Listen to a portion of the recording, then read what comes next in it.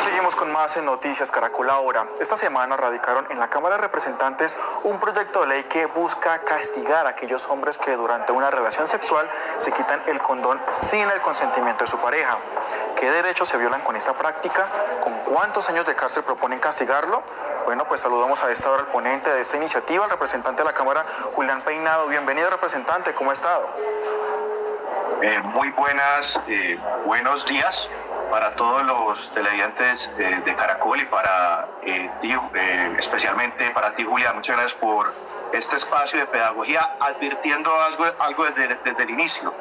Este es un proyecto que no solamente pretende sancionar a los hombres, sino también a las mujeres que se retiren la barrera de protección sin consentimiento de la pareja o de la otra persona. Eso estamos hablando hombres y mujeres por igual, representante. Pero entonces expliquémosles a los usuarios de Noticias Caracol Ahora qué es el stalking, qué es esta práctica. Claro que sí, se ha venido detectando a nivel mundial una práctica recurrente en el momento en el que se está teniendo relaciones sexuales. Y es que sin tener la autorización, el permiso o el consentimiento de la otra persona, es decir, de manera engañosa, que ese es el significado de stealthing, se retiran el preservativo para continuar la relación sexual sin que la otra persona detecte que se ha retirado dicha barrera. Esto lo que genera es un engaño o una violación a las libertades sexuales que además pone en riesgo la salud y la vida de las personas en un momento donde especialmente en Colombia, especialmente en Bogotá, los indicadores de enfermedades de transmisión sexual están disparados, especialmente el VIH-Sida. Representante, usted habla de enfermedades de transmisión sexual y aunque esta práctica no es nueva, quiero preguntarle, además de lo que nos acaba de decir, ¿cuáles han sido otros detonantes para que se vuelva viral en lugares como Internet, pues este término y esto que usted nos está contando? Inicialmente se detectaron unos foros en las redes sociales que inclusive le enseñaban a las personas a cómo quitarse, cómo retirarse el preservativo sin que la otra persona se diera cuenta. Y adicionalmente, esta práctica se convirtió, por así decirlo, en una moda y en un tema viral. En su momento, si recordamos la viralidad del tema del momo, que era este sujeto que le decía a los niños cómo suicidarse a través de diferentes prácticas, pues se empezó a crear este mismo sistema. Y además, en un país como Colombia, en una cultura y veces absolutamente machista, empezamos a encontrar que las mujeres no encontraban la forma de denunciar este tipo de actividad, entendiendo que los diferentes o herramientas penales o tipos penales no consagraban en estricto sentido esta conducta. Por eso empezamos a hacer unos ejercicios de derecho comparado con otros países para revisar cómo se estaba tratando esta conducta.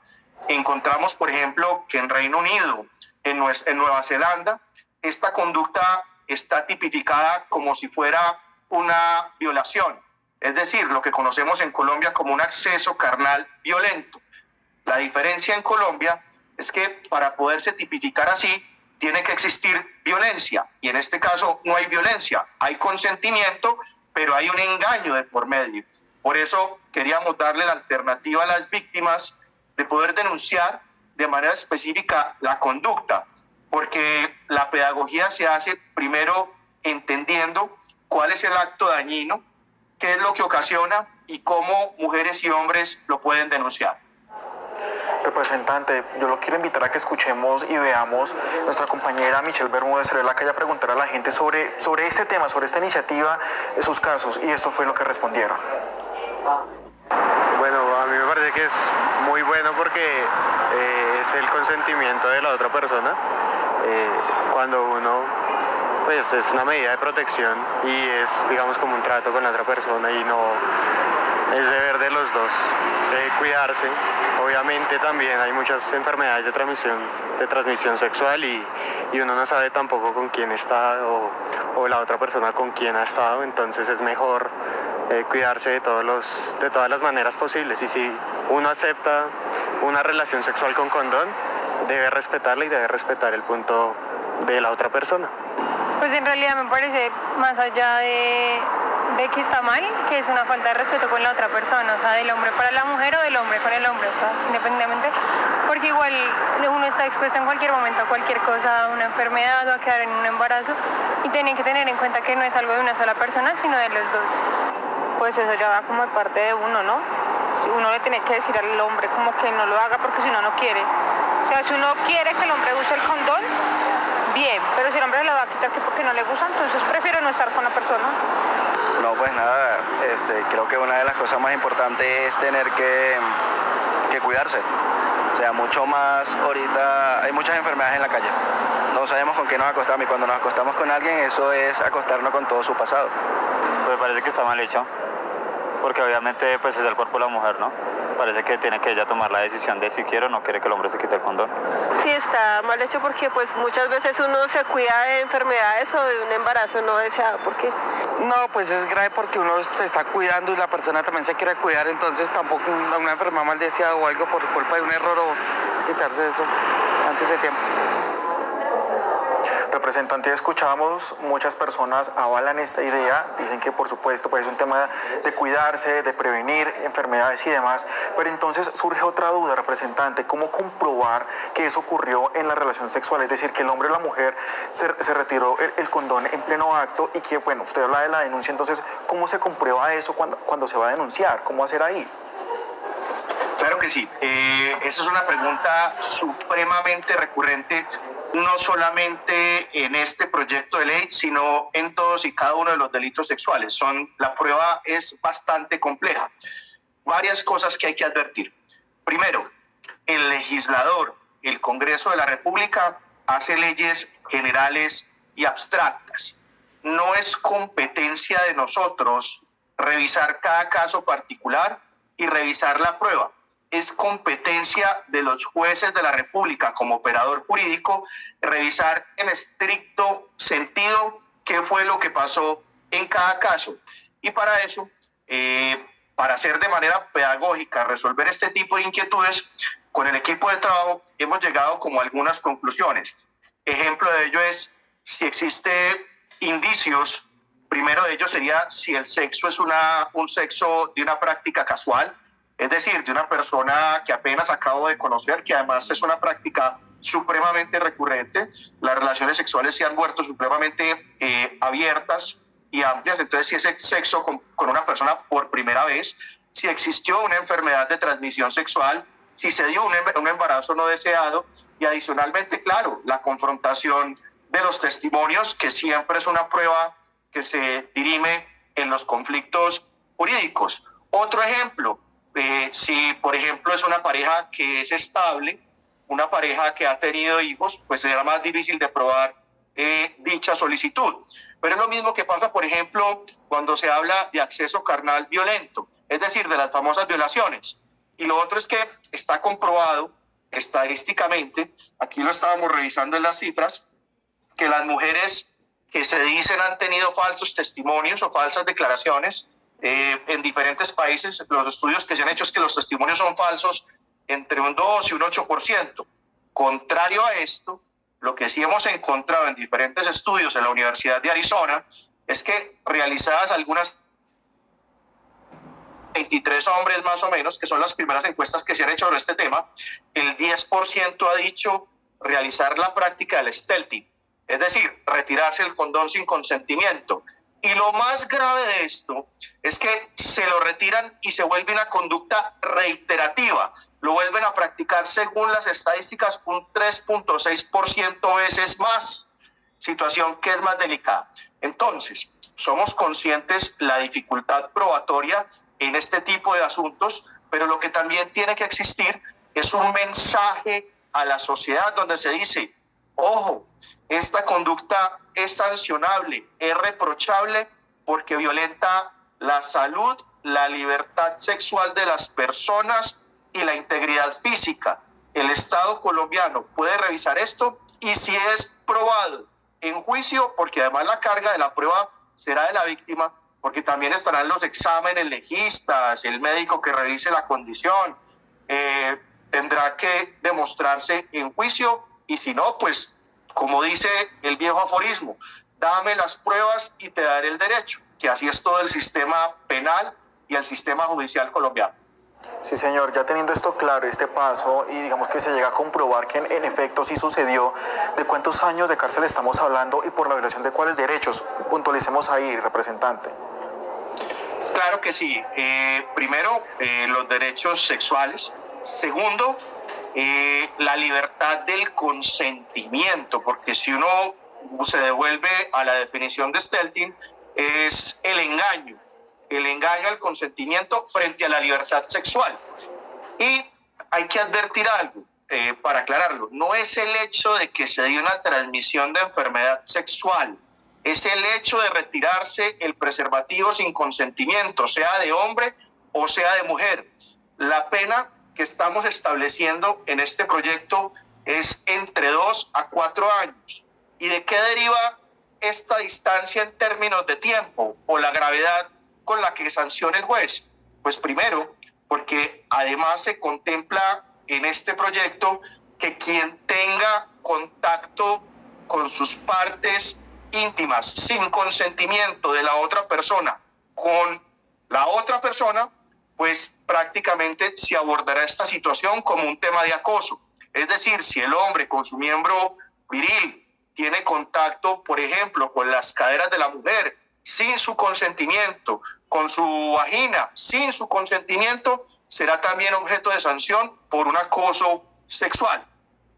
Esto desde ahí es que se empieza a graduar el quantum de la pena desde los 2 a los 4 años. Sí, señor, tener esos aspectos claros al momento de hacer la pena. Representante, usted hace algunos segundos nos hablaba de estudios de la Universidad de Arizona que han hablado sobre el tema, pero aterricémoslo en Colombia, ¿de pronto han encontrado denuncias al respecto que nos pueda compartir? Imagínese que este tipo de comportamientos están en un subregistro. Es decir, no existen estudios específicos que hoy revelen la condición de lo que está pasando, precisamente porque la conducta como tal no existía en su manera de denunciarse. Entonces, lo que la víctima pensaba era, hombre, o esto es un abuso sexual, o esto es un abuso en persona en incapacidad de resistir, que es la persona que está embriagada, que está drogada, o esto es un acceso carnal violento, pero pues aquí no hubo violencia, aquí lo que hubo fue un engaño. Entonces, claro, este tipo de conductas se han venido abordando por parte de los fiscales y de los jueces a través de otros tipos penales y muchas veces sin llegar a una resolución y revictimizando a la víctima. Es por eso que el planteamiento es como lo hicieron en Australia. En Australia lo que hicieron fue diferenciar la conducta, advirtiendo este tipo de comportamientos para que el ciudadano de a pie pudiera denunciar bien la violación flagrante de sus derechos y que existiera realmente el entendimiento por parte de los jueces. Actualmente hay una profesora, ya enseguida le recuerdo el nombre, que viene adelantando estudios de eso en Colombia hace 2 años, pero realmente lo que tenemos en Colombia es un subregistro, es decir, no existen estadísticas propias más allá de los efectos de la violación y de los abusos sexuales. Claro, ya con esto digamos que se podría abrir el espacio para que exista también, pero digamos que no estamos hablando solamente de sanciones de tipo penal, también habría económicos. Explíquenos, por favor, representante. Es muy importante advertir que en el texto original todavía no están plasmadas las sanciones económicas, pero hemos propuesto como creadores del proyecto, porque también en Estados Unidos, especialmente en California, este tipo de actuaciones son susceptibles de ser indemnizadas o reparadas con dinero. Es decir, el victimario debe pagarle a la víctima una indemnización. Nosotros inclusive hemos ido más allá, tratando de resarcir el daño moral. Imagínese el sentimiento, cómo será una persona cuando se da cuenta que fue engañado y queda esa zozobra, ese daño emocional, porque no sabe si contrajo una enfermedad, porque no sabe si contrajo un embarazo, tiene que esperar que pase en los momentos de la barrera inmunológica. Imagínese ese sufrimiento. Por eso también queremos contemplar más adelante dentro de este texto que se obligue al victimario a realizarse las pruebas de sangre o los exámenes médicos a través de médico legista, para que de esa manera se le aclare a la víctima si efectivamente estuvo en riesgo o no y hay posibilidad efectiva de contagio de algún tipo de enfermedad. Sí, señor representante, otra duda que inquieta a los usuarios de Noticias Caracol ahora. Estamos hablando de hombres y mujeres, pero digamos que esta situación solo afecta a las parejas heterosexuales. No, inclusive este tipo de prácticas, lo que pasa es que no quiero ser estigmatizante, en algún momento en los temas virales que encontramos en redes sociales eran prácticas que se realizaban en las comunidades LGTBIQ. Entonces, este tipo de penas es pareja sin importar el tipo de sexo que tenga, sea masculino, sea femenino, sean parejas homosexuales, cualquier tipo de descripción en materia de relación sexual que se pueda tener. Representante, ahora, ¿a qué pena se expone actualmente una mujer que le dice a su pareja que se toma un anticonceptivo y no lo hace? Eso también es como otro debate, ¿verdad? Eso es otro debate. Hemos encontrado que se pone sobre la mesa esta discusión. Nosotros hemos hablado sobre las esponjas anticonceptivas. Si se engaña a través de este tipo de métodos, está contemplado acá, pero lo que es la toma de medicamentos anticonceptivos no lo contemplamos acá, advirtiendo que las sanciones en derecho penal deben ser taxativas, específicas, tratándose de la forma más gravosa de castigar a los ciudadanos. Pues, representante, le agradecemos mucho su tiempo por estar con nosotros en Noticias Caracol ahora, hablando de esta iniciativa, explicándola, un ABC para los usuarios que nos están viendo sobre ese tema, y esperemos a ver qué sucede en los próximos días. Muy amable y que tenga muy buen día. Muchas gracias. Si usted me permite un último concepto, quiero manifestarle el profundo dolor que hemos sentido en este proyecto, porque hemos encontrado una comunidad supremamente machista que genera una cosificación de la mujer, comentarios como no, entonces que las mujeres cierren las piernas, y precisamente las leyes lo que también pretenden son transformaciones culturales, transformaciones en materia de derechos. Entonces es un mensaje importante y agradecerles a ustedes por este importante espacio.